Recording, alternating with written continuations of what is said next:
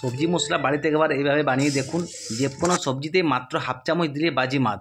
বাড়ির সকলে আঙুল চেটে পুটে খাবে।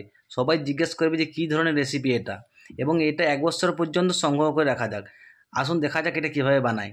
প্রথমে শুকনো কড়াইয়ে গ্যাসের ফ্লেম বন্ধ করে 1.5 চামচ গোলমরিচ, হাফ চামচ লবঙ্গ, 1 চামচে 4 ভাগের 1 ভাগ মেথি দানা, ধনে 3 চামচ গোটা ধনে, ঠিক আছে, জিরে 2 চামচ গোটা জিরে, মৌরি 1 চামচ, এলাচ 5 থেকে 6টা, দারুচিনি 2টা, জায়ফল 1টা, শুকনো লঙ্কা 4 থেকে 5টা, আর তেজপাতাগুলো ভালোভাবে ভেঙে দিতে হবে। আরও 4 থেকে 5টা উপকরণ আছে, সেটা একে একে ভিডিওটা দেখতে থাকুন, সব বলবো। এবার গ্যাসের ফ্লেম লো করে 4 থেকে 5 মিনিট কড়াইয়ে নাড়িয়ে নেবেন। 4 থেকে 5 মিনিট নাড়ানোর পরে যখন দেখবেন তেজপাতাগুলো একটু হাতে তুলে দেখবেন যে তেজপাতাগুলো ভাঙছে কিনা। তেজপাতাগুলো হাতে তুলে যখন দেখবেন যে মুড়মুড় করে ভেঙে যাচ্ছে, তখন বুঝবেন যে হ্যাঁ এটা হয়ে গেছে। এবার গ্যাসের ফ্লেম বন্ধ করে একটা কোনো থালা বা যে কোনো পাত্রের উপর ঢেলে ঠান্ডা করতে দিয়ে দিন, সম্পূর্ণ ঠান্ডা করতে দিয়ে দিন।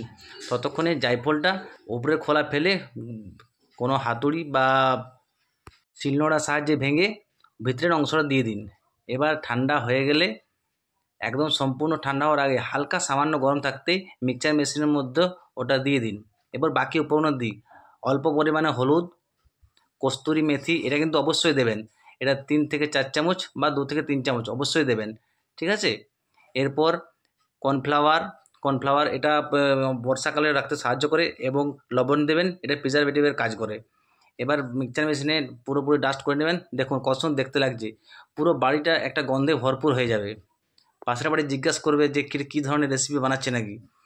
এবার কোনো একটা এয়ার টাইট পাত্রের মধ্যে রেখে সম্পূর্ণ ঢাকা দিয়ে দিন। ঢাকা দিয়ে রাখার পর যখন প্রয়োজন হবে যে কোনো সবজি মশলায় মাত্র হাফ চামচ দিলেই বাজিমাত। বেশি দেওয়ার কোনো প্রয়োজনই নেই। এই সবজি রান্না করলে বাড়ির সকলে জিজ্ঞাসা করবে যে কী ধরনের রেসিপি এটা, একবার বানিয়ে দেখুন।